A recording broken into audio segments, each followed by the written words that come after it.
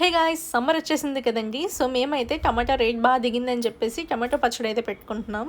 నాకైతే పచ్చళ్ళు అలాంటివన్నీ ఏమీ రావండి. సో మా అత్తయ్య అయితే పెడుతున్నారు. సో నేనైతే వీడియో తీసుకుంటున్నాను. టమాటోస్ అన్ని ఈ విధంగా కట్ చేసుకొని ఉప్పు అలాగే పసుపు కూడా వేసుకొని బాగా మ్యారినేషన్ అవ్వాలి ఒక 3 days దాకాన. ఇవి మంచిగా 3 daysకి ఒక సైడ్కి పెట్టేసుకోవాలి, మూతది పెట్టేసుకొని. ఆఫ్టర్ 3 days తర్వాత చూస్తే మనం ఎన్ని టమాటోస్ ఉన్నాయి కదండి, హాఫ్ కూడా ఉండవు, మొత్తం అంతా వాటరీగా అయిపోతుంది. సో మొత్తం అంతా కూడా మనం టమాటోస్ అనేది ఈ విధంగా పిండేసుకొని ఎండలోని మంచం మీద క్లాత్ కప్పి ఈ విధంగా ఎండేసుకోవాలి.